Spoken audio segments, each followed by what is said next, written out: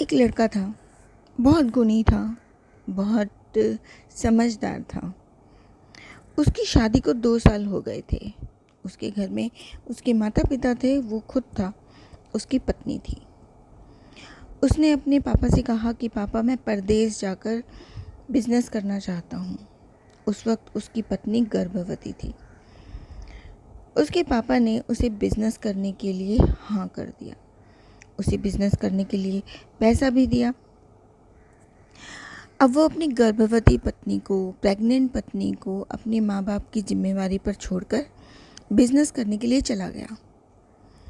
उसने बाहर जाकर बहुत मेहनत की, बहुत, क्योंकि मेहनती तो था ही, समझदार भी था। उसने बहुत सारा पैसा कमाया और वो एक बहुत बड़ा सेठ बन गया। इतना सारा धन कमाया कि लोग उसे सेठ जी बोलने लगे। 16-17 साल हो गए थे उसे धन कमाते हुए।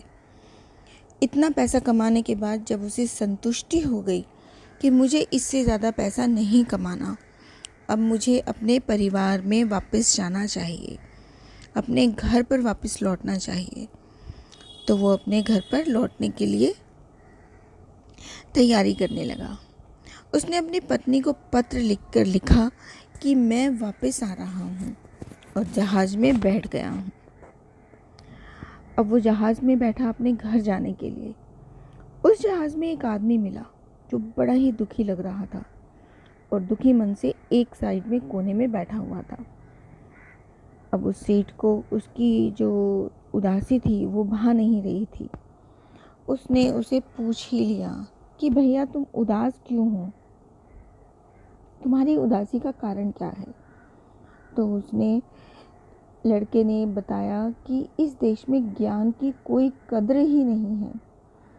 मैं यहाँ पर ज्ञान के कुछ सूत्र बेचने आया था, ऐसे सूत्र जो ज़िंदगी में बहुत काम आते हैं, मगर कोई लेने के लिए तैयार ही नहीं है।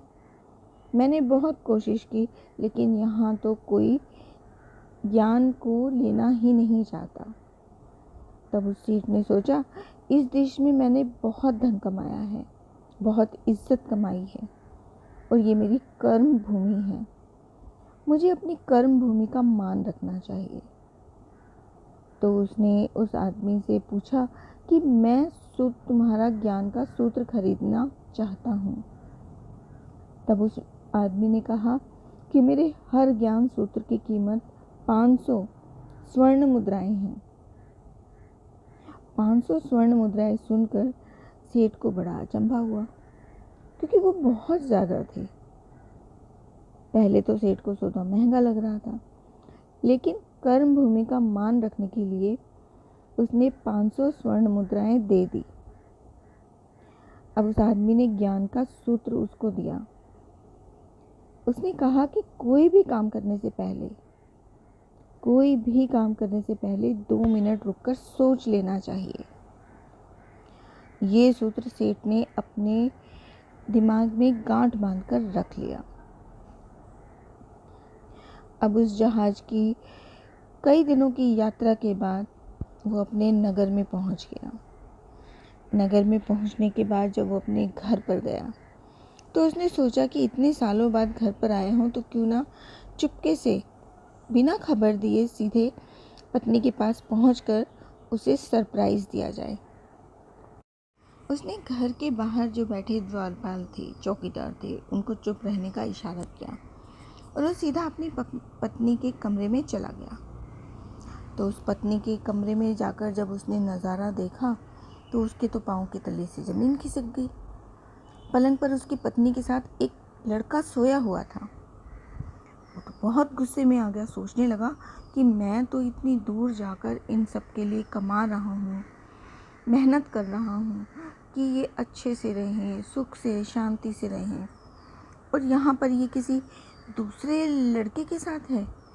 मैं इन दोनों को जिंदा नहीं छोड़ूंगा।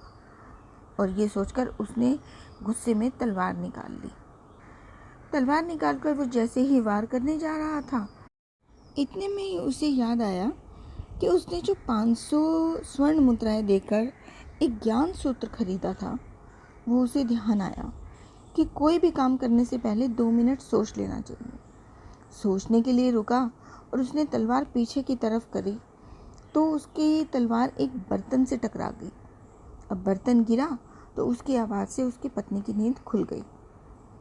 जैसे ही उसकी पत्नी की नज़र अपने पति पर पड़ी वो खुश हो गई और कहा कि आपके बिना तो इतने साल निकालने बहुत मुश्किल थे। मेरा जीवन सूना सूना था। इंतज़ार में इतने साल कैसे निकाले ये तो मैं ही जानती हूँ। अब वो तो ये सब बातें कर रही थी, लेकिन सेठ तो पलंग पर सोए हुए पुरुष को देखकर गुस्से में आग बबूला हो रहा था। अब उसके गुस्से को उसने नहीं देखा उसकी पत्नी ने, और उसकी पत्नी ने उस लड़के को उठाने के लिए कहा, बेटा उठ जा, देख तेरे पिताजी आए हैं। अब वो लड़का जैसे ही उठा एकदम से और अपने पिता को प्रणाम करने के लिए झुका तो उसके सर पर जो पगड़ी थी वो पैरों में गिर गई। अब उसके लंबे लंबे बाल थे वो खुल गए।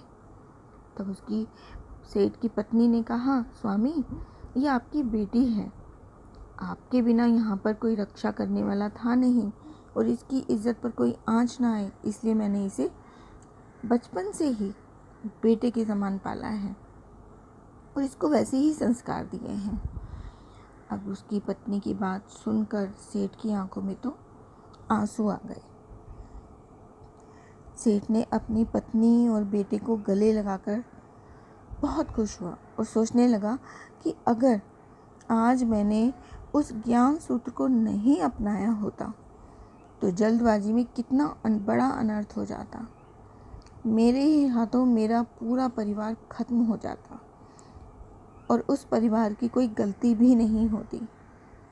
ज्ञान का ये सूत्र उस दिन तो मुझे बहुत महंगा लग रहा था, लेकिन ऐसे सूत्र के लिए 500 स्वर्ण मुद्राएं बहुत कम हैं।